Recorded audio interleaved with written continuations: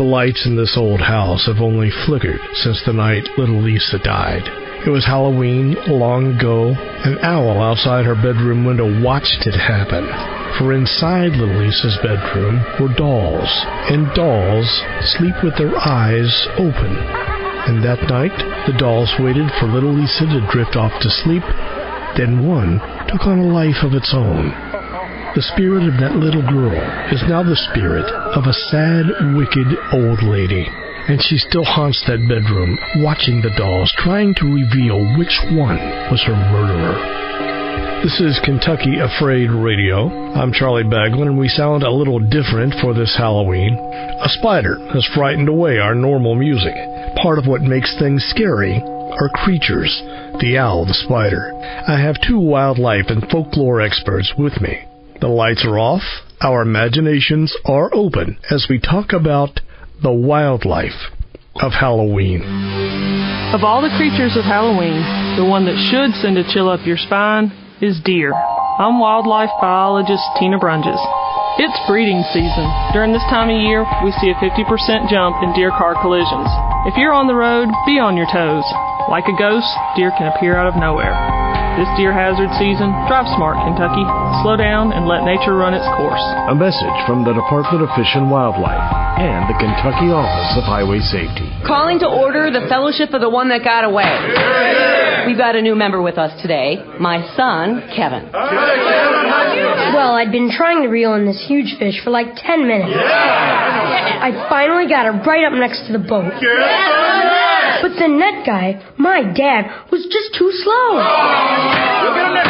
Don't let the fish in the Great Fall Fishing get away. Get your Kentucky fishing license at fw.ky.gov.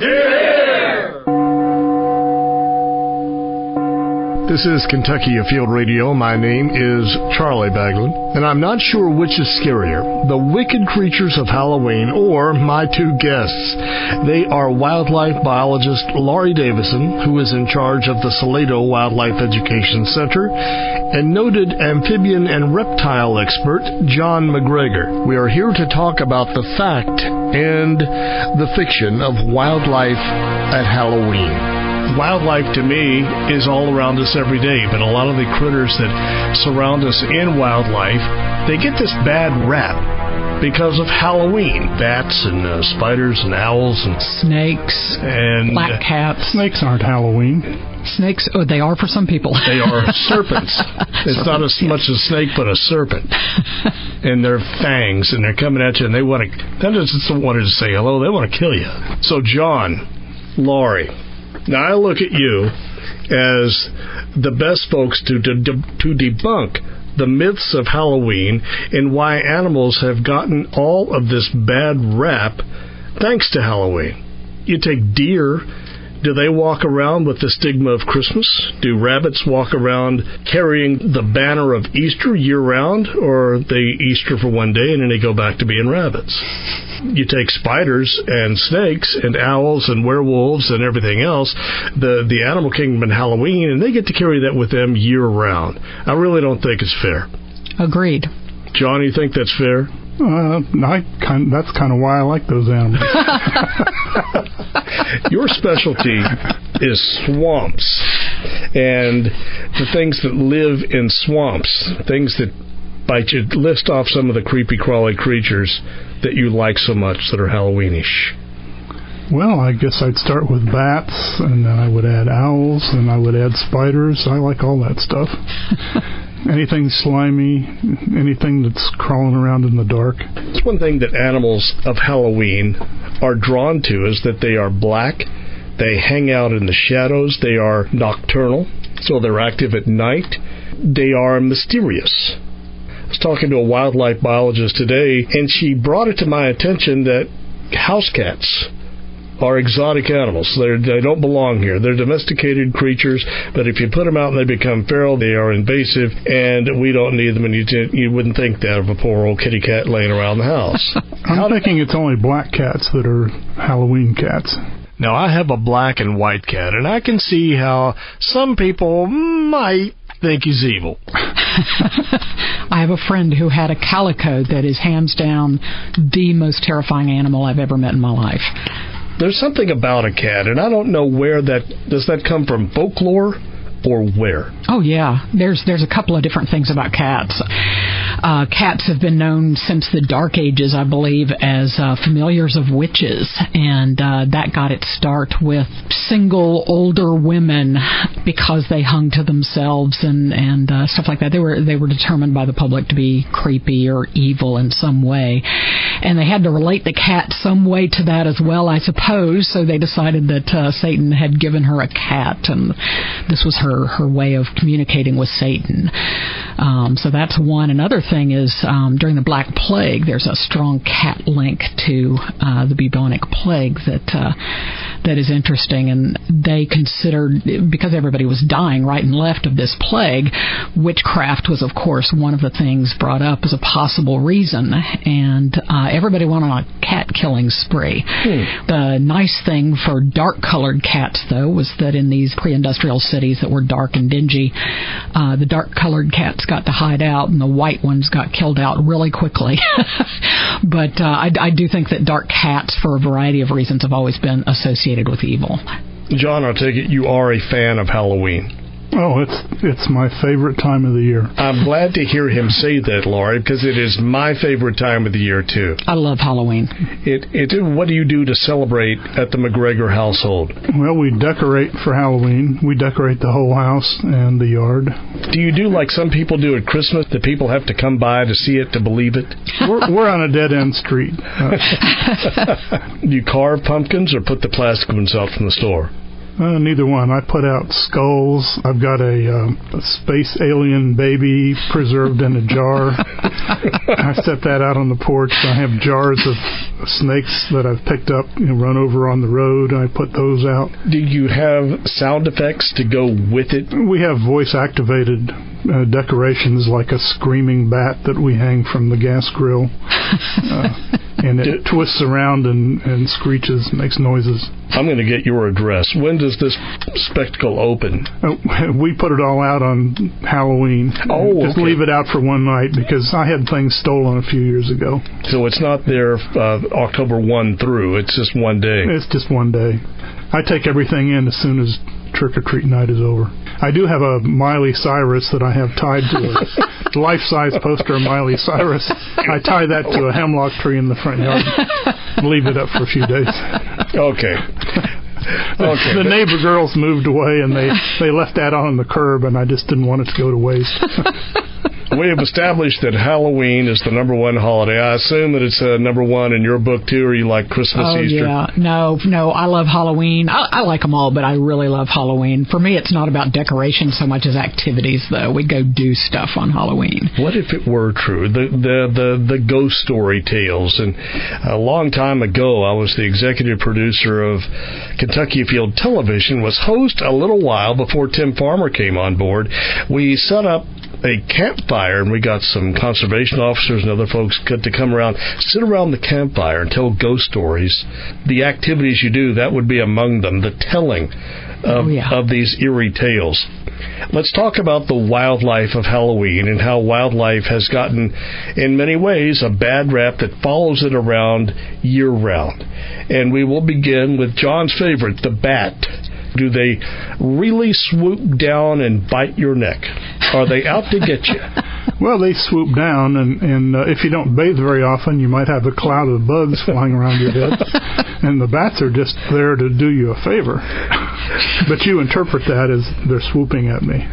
That would make sense. If you are surrounded by bugs that are flying around because you're dirty and don't have good hygiene, never thought about it. Well, remember Pigpen from... Absolutely. Yeah. He always had a cloud of flies around him. I love it. That is an ideal example of why a bat would swoop down anywhere in your vicinity. Otherwise, if you're clean, if you put on your deodorant in the morning, how close is a bat going to come to you? Well, not very close, but if you stand under a street light at night and the bat is coming in and swooping around to catch the insects attracted to the street light, and you're going to think he's swooping at you. That he's swooping to get bugs under the street light. Yeah, and if a bat gets in your house, and it'll be in a room, and it'll be flying around trying to find a way out, it's just human nature, to perceive the very worst in the behavior of wild animals. It's all about me. It's not about the bat trying to get out to get back to its natural habitat. Yeah, just open the window and the bat will fly out at the end of it. Laurie, bats are one of your favorite creatures. I remember you saying on a previous show on this topic. I do like bats. I like them a lot. I think they're really cool. Flying mammals. You can't get better than that. There are 3 flying mammals, if I'm correct. There's Rocky the squirrel. There is a bat. Is there a 3rd flying mammal or just those 2? We are going to have to let that subject simmer and stew in the witch's brew for a little while. We have to head to break. Kentucky wildlife specialist John MacGregor and Laurie Davison are with me. And up next, the vampire bat. Yes, Virginia, they do exist, as surely as love, honor, and devotion exist. Is it the right holiday? We'll tell you where when we come back next on Kentucky Afield Radio.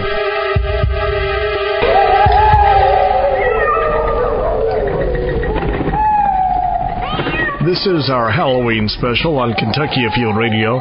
My name is Charlie Baglin, and in the haunted studio with Laurie Davison, who runs the Salato Wildlife Education Center and the state's undisputed expert on amphibians, reptiles, snakes. His name is John MacGregor.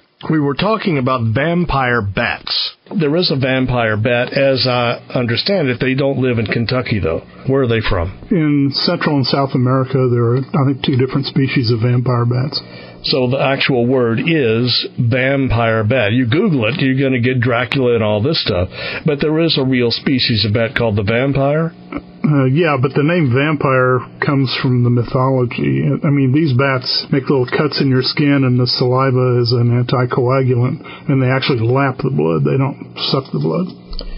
So, when you say your skin, are they actually feasting on people, or is it an animal or a cow, or what are they after when they do this? They mostly feed on the blood of domesticated animals because they're easy to catch and they can't get away.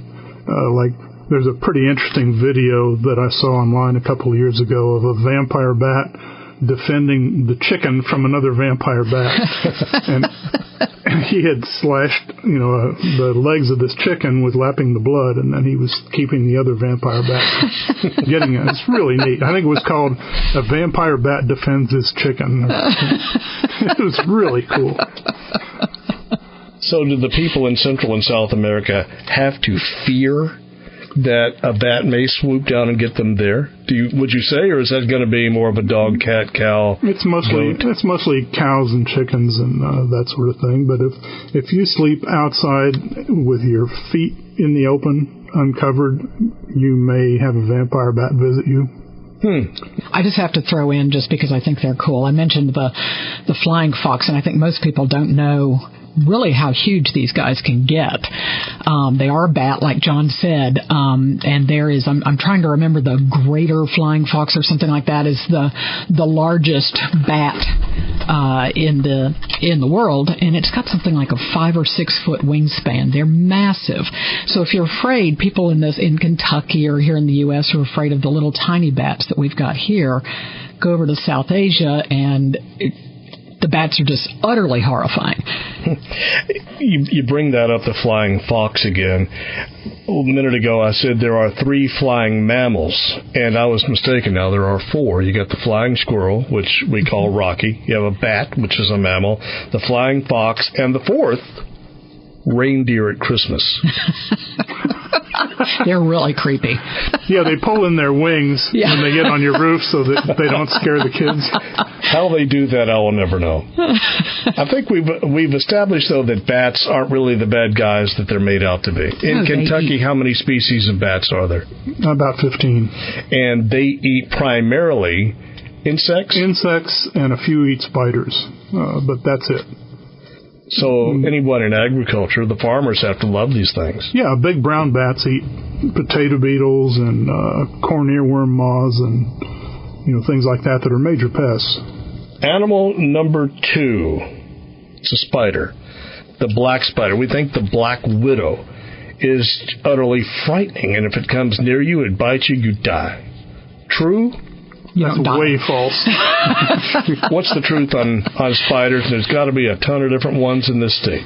My brother actually was bitten by a black widow spider when he was little, and the worst that happened to him was that he got some pretty interesting swelling at the side of the bite and on up his hand. He was picking up rocks, and numbness, and it went away rather quickly. Now, a brown recluse.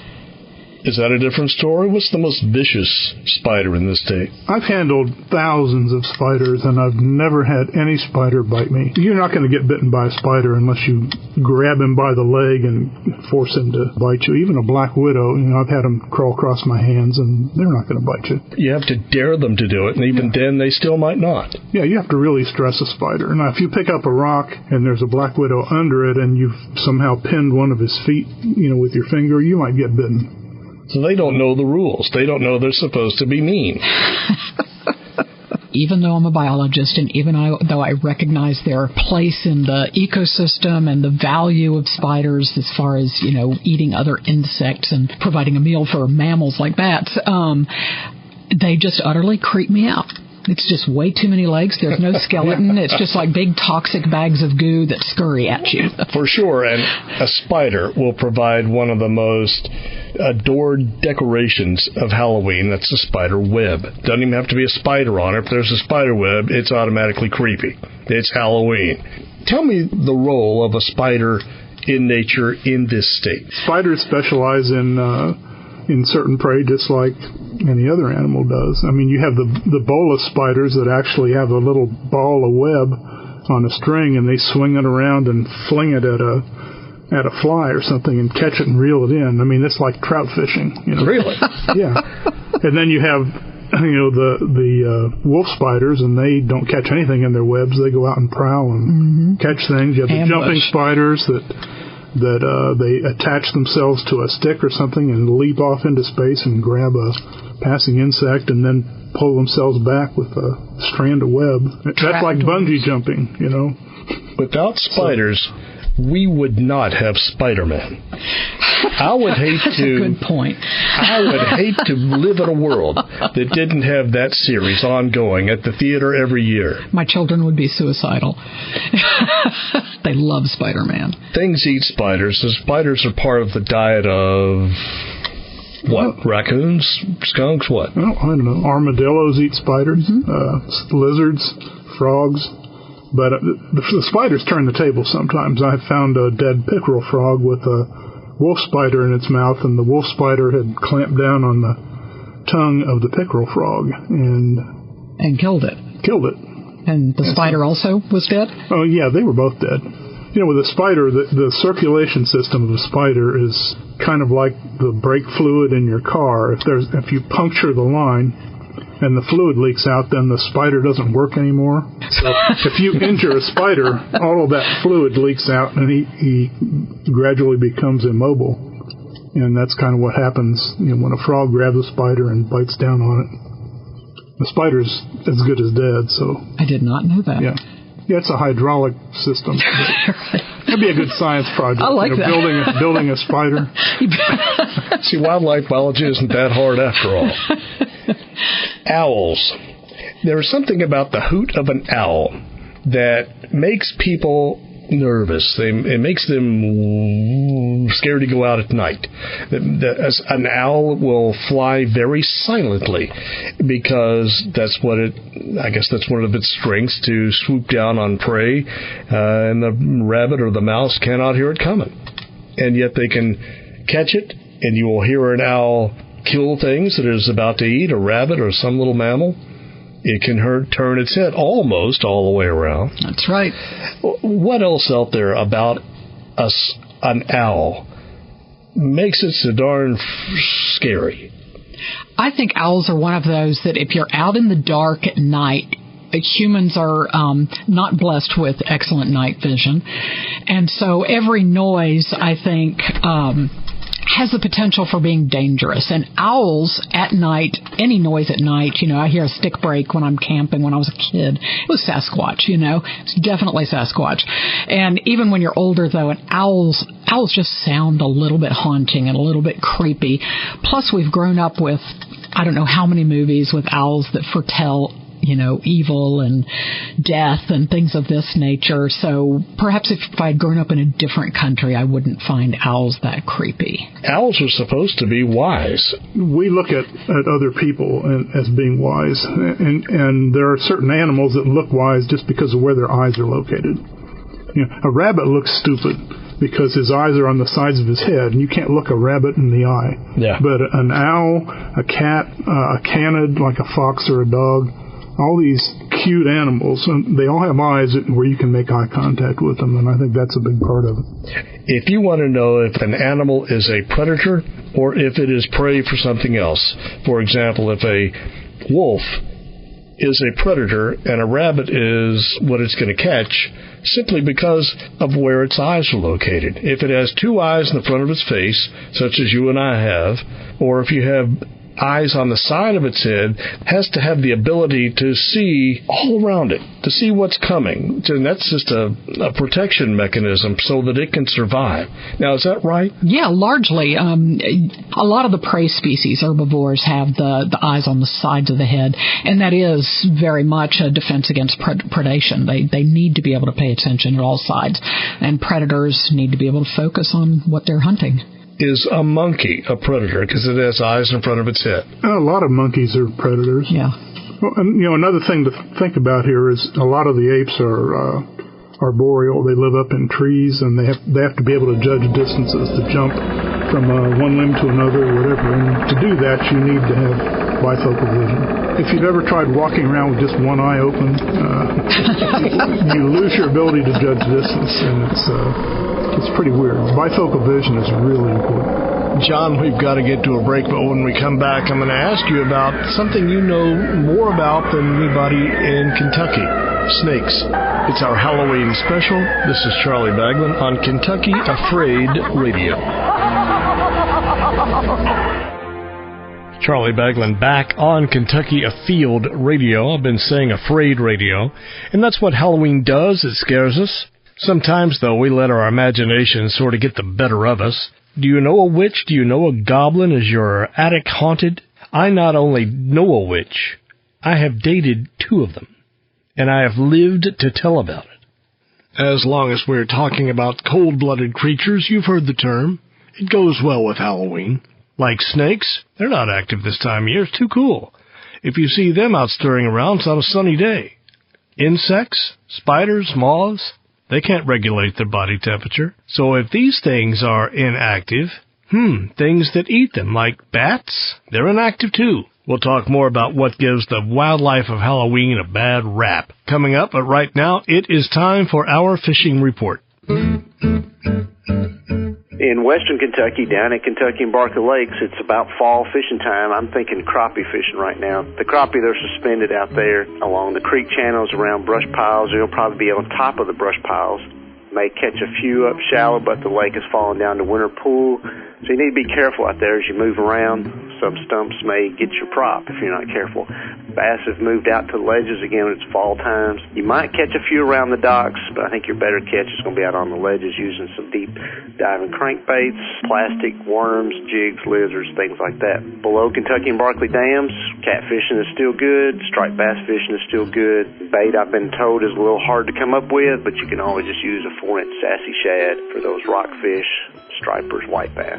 Well, this is Paul Reister, and I hope you find a good day to go fishing this fall. Hi, this is John Williams with the Fishery Report for Southeast Kentucky. At Lake Cumberland, striped bass fishing has been good of late. It's been a little bit hit or miss, getting reports of fish in the jumps most mornings, so you can tell about any kind of surface bait or swim bait. Hearing reports of fish mid-lake and lower lake. Give those a try. There's still a few fish deep, but most of those fish should be relatively shallow, 25 feet or less, and again, jump fishing on some mornings. Elsewhere in the district at Laurel Lake, fall smallmouth should be good for the next several weeks and into the winter months. You can catch those fishing a small jig, either white or chartreuse, casting on long points or submerged islands. Also in the district, trout fishing in the tailwater should be heating up. We stocked some extra trout this week Some of our delayed harvest streams have been pushed back a few weeks because of the government shutdown, but we'll be stocking those in the next few weeks and get caught up on that. So give trout fishing a try also. As always, good luck and good fishing. This is Rob Rold in the Northwestern Fishery District. At Ruff and Nolin, they're both 6 inches below summer pool, and temperatures are in the upper 60s. Beginning Monday the 21st, both lakes will begin their fall drawdown to winter pool. The lake will be dropping for approximately 6 inches per day. Once the lakes turn over and stabilize and the oxygen levels rebound a bit, start looking for largemouth, especially along the steeper rocky banks and along the more prominent main lake points. Crappie are much shallower than their summertime levels and have been holding somewhere in the 6 to 10 foot depth range. Try to find brush piles in that depth range along the main lake channel and the mouths of the tributary channels where they intersect as well. That's an update from the Northwestern Fishery District. As always, be safe and wear your life jacket. This is Kentucky Afield, Afraid Radio. Charlie Bagman in. This is our Halloween special, and there is nothing as fun, as exciting, or as scary as Halloween. It's a lot like basketball season. More after the break. Deer in the headlights. Watch out, Mr. Deer. Singing with your kids in the car is one way to keep deer hazard season in mind. And should a deer catch your headlights, flash those lights, sound your horn, break its concentration to scurry it along. There's one. And where there's one, there may be 2 or 3 more. Deer hazard season runs through November. So be wise behind the wheel while nature runs its course. A message from Fish and Wildlife and the Kentucky Office of Highway Safety.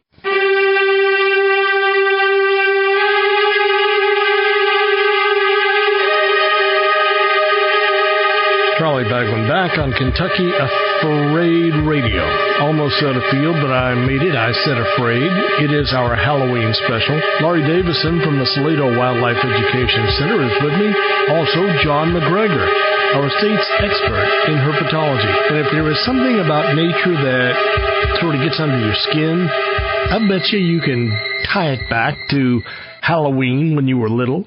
Like snakes, John. Snakes have a bad rap.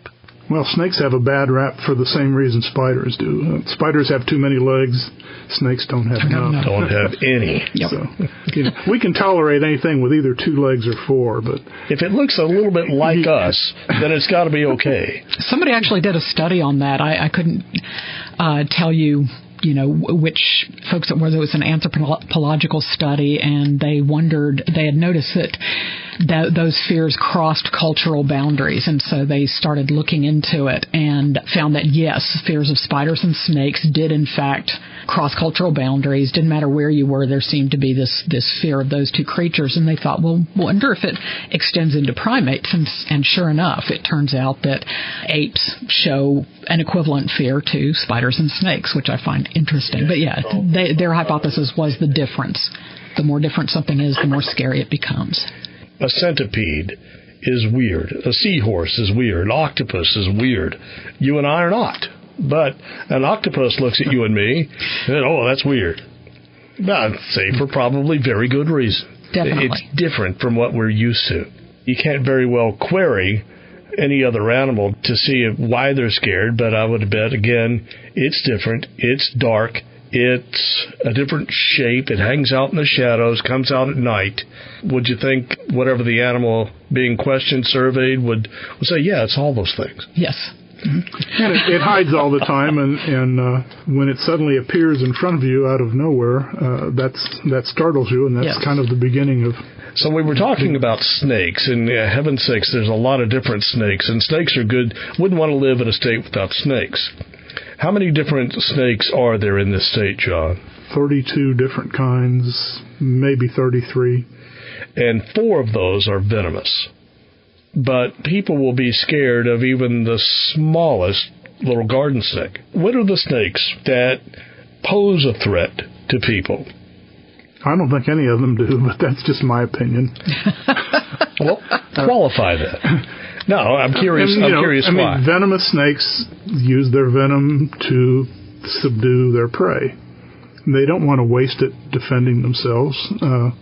A lot of bites from a copperhead or a rattlesnake are dry bites. There's no venom. It's just get away from me type thing. And if they do use venom, then it can be serious because the venom is designed to break down meat, and we're made of meat. So it's just kind of accidental that we are kind of the same proteins that a mouse is or a rat. Something like that. It's just... But there's no way, even as large and as vicious and ominous as we think a rattlesnake is, it's still teensy-weensy. And he looks at us and says, well, I can't eat that. Yeah. They swallow their food whole. Yeah, and a large rattlesnake is what, 2.5 inches tall? Standing on his ribs. So they would swallow let's say they eat a mouse. They're going to swallow that mouse whole. Sure. And the venom breaks it down once it's in their throat, stomach, right? Yeah, well, the venom starts the process, and then when the snake swallows it, then the digestive juices take care of the rest. All that makes it through a snake's digestive tract is some hair. It's not going to swallow you or me. What's the biggest thing a snake will eat? Well, it depends on the snake. Let's say a small rabbit, maybe. A large rattlesnake, maybe a gray squirrel or a small rabbit. Well, that debunks the myth right there, then. Why would a snake be scary?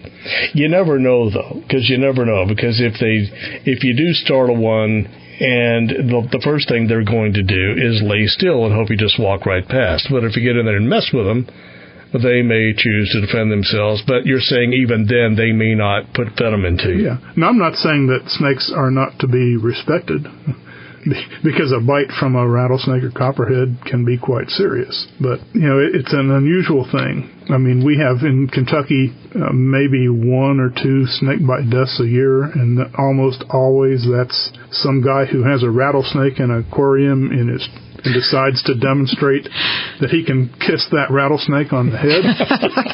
That actually happened the guy was bitten on the lip. And he survived it, but I don't think he ever did that again. So you're advocating respect for snakes.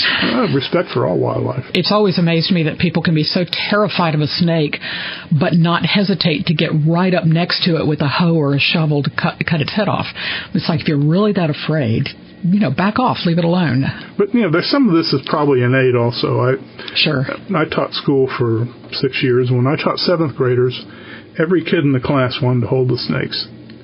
When I taught 9th graders, there were quite a few something happened in that 2-year period, and they didn't want anything to do with a snake and didn't want to be near it, and it truly gave them the willies. It's probably something that comes from our primate heritage. Snakes in some parts of the world, a lot of them are dangerous, like cobras in Southeast Asia or large pythons. And the constrictor snakes, I wouldn't want to be anywhere near. But there are some snakes out there that maybe they could handle you and me. Are there snakes in the world that will go after a creature our size? Anaconda. Yeah, sure, an anaconda or a Burmese python or a reticulate python. They're big enough, and they don't seek out people, but if someone leaves a baby sleeping by the riverbank while she's washing clothes and a python comes along and finds that, it's a free meal. That's right. It's no different to the python. That's no different than a large rat or a puppy or. What is the snake that we see snake charmers charming from India? And what is it? It's an Indian cobra. It's a cobra. And there are no cobras in Kentucky. No. No. Okay. So in Kentucky, you have the pygmy rattler, the rattlesnake, copperhead, and the cottonmouth are the 4 that are. But the other ones, 32, every time you see a snake, it's going to kill me, it wants to kill me. It's green, it's going to kill me. People don't know one snake from another. And it's probably hard. I kind of blame that on the elementary school teachers and the middle school science teachers, for not doing a better job teaching that stuff. Overall, the roles of snakes. I wouldn't want to live, I said earlier, in a state without snakes because they really have a role. Tell me what that is. It's the same as anything else. They're part of the food chain, and they can provide a meal to another animal. Possums eat venomous snakes, but also they're keeping control of a lot of things that we consider pests, like small mammals, rats and mice and things like that. For garter snakes, garden pests, I love having garter snakes in my garden because I know they're eating stuff that will eat my vegetables. So for me, that's a positive role. John, what do you think? Do they exist on their own? Are they out there independently, or do they have a role? I think they're much more beneficial in urban areas and on farms, than they are out in the woods. I mean, out in the woods, they're just part of the balance, but when they get into a town, they control things like house mice and English sparrows, starlings, slugs, garden pests. And where there's a big concentration of people, snakes really step up. You can step up without any legs. And, they control things. Some snakes eat other snakes. I'm thinking the king snake. And so if you want to kill a snake, if you don't like snakes, certainly don't go out and kill a king snake. Yeah. Don't kill a snake anyway. Yeah, but most people wouldn't know a king snake from Adam. Yeah. And, if it's dark, it's a black snake. If it's got a pattern on it, it's a copperhead. If it's near water, it's a moccasin. And if it vibrates its tail, it's a rattlesnake. And notwithstanding the fact that most large snakes vibrate their tails as a defensive mechanism because it draws attention away from the head. And so if something attacks the tail, the snake has a chance to get away. And that's probably why rattlesnakes have rattles to begin with. Snake ain't so dumb, is he, Laurie? No. I'm impressed. So snakes aren't the bad guys after all, but at Halloween, every one of them is out to get you, and every one of them is poisonous. Don't know why, just that one night a year, and that's one of them is that follow them around year-round. That you shouldn't believe. Next critter. We don't have wolves in Kentucky anymore, but once upon a time we did. And they like to howl, and I guess you could include coyotes in that mix, because they like to howl at the moon. But wolves certainly are a part of Halloween. What's the folklore surrounding a wolf? Well, the werewolf, of course, is a big one, but wolves are not the same as dogs. Everybody wants to have them behave the same as a domestic dog, but they're not. They run in packs, and canids that run in packs tend to be very dangerous. And there was a time that you actually did have to worry about wolves attacking you if you were off in the woods on your own. You were just as much prey as anything else, or just as much dangerous to the wolf, and something that the wolf may need to defend itself from. The howling at night, just like the owls as far as I'm concerned, is just another creepy night noise that reminds you that you're also part of the food chain. That makes it scary. A lot of Halloween is what you hear. And what you hear, if you can't look at it and see what's making the sound, if you can't isolate it, then you're thinking, what is that? Where's that coming from? What's it mean? Is it coming to get me? And if it's a hoot owl or if it's a coyote howling in the night, an owl eating a rabbit and it's screaming for its life, you never know what these things are. But a lot of Halloween simply is sound, and it happens at night. Organs playing, people screaming, lightning flashing in the background, thunder. We're playing some spooky sounds now just for dramatic emphasis to enhance the effect. We're talking with a couple of folks who know their way around wildlife, what's myth and what's not. Back with more. This is Kentucky Afraid Radio. We are into our last segment of our Halloween special. This is Charlie Baglin. John MacGregor and Laurie Davison, experts in wildlife and wildlife education, are in the studio. We will recap much of what we have talked about for the past 45 minutes or so in this short Kentucky Afield Radio report from 1999 or so. Wildlife caught in the web of Halloween. We'll scare up a few details next on Kentucky Afield Radio.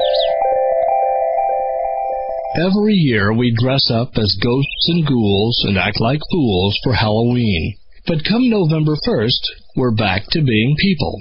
Unfortunately, some of the spirit of Halloween lingers on, and it does so in the lurid tales of wildlife.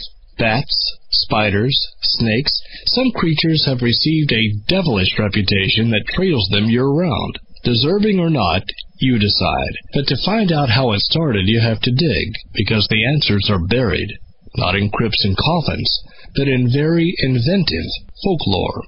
The werewolf, that comes again from European legends, but that started very, very simply. Rabies. If a person was bit by a rabid wolf, They indeed did give indications of being something somewhat different than a human being before they died. They attacked people, they bit them, and through the generations, the wolf becomes a supernatural being. Ron Bryant is the retired curator of rare books at the Thomas D. Clark Center for Kentucky History. Ron says there is wildlife throughout the pages of history. Some tales date back to the 8th and 9th centuries. This was the era of the bubonic plague in medieval Europe. As society then was obsessed with death, this helped give rise to the really good stuff of Halloween. The living dead, monsters, ghosts, and a tangling of science with imagination. The vampire bat. As early as the 1700s, people were writing vampire stories using a bat as a symbol, which stuck in popular literature. And of course, in 1897-98, Bram Stoker finished off the bat's reputation forever with the novel Dracula. All media perpetuate the myths of Halloween, and animals are a constant presence. In 1938, the CBS radio broadcast of the War of the Worlds caught a nation believing that Martians had landed. But the description of these aliens as they emerged from their spaceship wasn't as a monster or little green men, but as animals. Something big out of the shadow like a gray snake. They look like tentacles to me. Oh, yeah, I can see the thing's body now. It's large, and large as a bear. I can hardly force myself to keep looking at it. It's so awful. And what is so awful is also so true. Just as candy canes sell Christmas, animals, as with Halloween, sell nightmares. The creatures of the night, or that are black, such as bugs, cats, and bats, or critters that are otherwise veiled in secrecy. We fear what is lurking in the shadows. We avoid gloom and the unknown. They all signify darkness, and darkness frightens us. And another creature, the newt or salamander, eye of newt, that is immediately part of a witch's brew to cast a spell. We want our children to appreciate nature and the bugs that come with it, but nursery rhymes can often beat us to the punch. Little Miss Muffet sat on her tuffet, eating her curds and whey. Along came a spider and sat down beside her and frightened Miss Muffet away. Immediately, the spider is something that we fear. There is an element of death about a spider. In cellars, attics, and other haunts, you can dust off an old book and hence an old way of thinking, but it's hard to separate phobias from facts, like the serpent from the snake. Our view of the serpent comes from the Old Testament, when the serpent was the first to give in to Satan. But look, in ancient Greece, the serpent was used as a symbol of life. Even the medical profession still has the intertwined serpent on a staff that represents them. That is why so many things in our culture has a negative connotation from European tradition on down to modern times, and we cannot shake it. The real magic is in recognizing that even creepy crawly creatures have a place in nature, and what's scary is how out of tilt nature may be without them. Every cog in the wheel has a purpose, just as all wild creatures. Still, there's no denying that some animals are held hostage in their link to Halloween. We mix fright with fun, yet for wildlife, despite a wiser, more sophisticated culture, at trick-or-treat, folk tales are still up to their old tricks. Now, Kentucky, you can grow pumpkins in your garden. I looked and I found that some of our neighboring states are among the top pumpkin producers: Illinois, Indiana, and Ohio. You know much about the pumpkin? The jack-o'-lanterns, of course, did not start out as pumpkins. They started out as turnips. Turnips, I heard that. It's a Celtic thing. Some guy that was caught in that purgatory realm, apparently Satan had tossed him a hot coal from the depths there, and he hollowed out a turnip and put it in there to light his way around purgatory. If you had a turnip lantern, it became a way of helping that guy light his way away from your house and on down the road. I like Charlie Brown. I like Linus and his belief in the Great Pumpkin. You often wonder, well, how big is the Great Pumpkin? I looked up some stats online. 95% of the pumpkin crop comes from Illinois. But I was trying to find here the world's record for the largest pumpkin, 2,009 pounds. a grower in Rhode Island. There are state records for pumpkins, and Kentucky state record set back in 2010, J.J. Van Hook out of Somerset grew one that weighed 1,331 pounds. I'm hoping J.J. is listening in on WTLO in Somerset because our show is carried there. Well, obviously the show has come to an end. Any last thoughts on the subject of Kentucky's wildlife and Halloween before we say go? As much fun as it is to be creeped out by these creatures, go ahead and allow yourself that willing, what do they call it? The willing suspension of disbelief. Yeah. Then get over it the next day because they're really not that bad. Go to one of the JC haunted houses. These are major fundraisers in a lot of small communities, and they put a lot of effort into it, and they're really fun to go to. Goes to a good cause. Even if you don't have little kids, it's still fun to go to these things. Oh, yeah. And if you want to subsidize your haul, I encourage you to buy your favorite candy bars and sneak them into your bag. Later on, while you're sorting through all your candy and your parents see it, they may wonder, why is there an even dozen Three Musketeers bars? And why is there 24 Reese's Peanut Butter Cups? Scarier things have happened. It's not cheating. It's Halloween.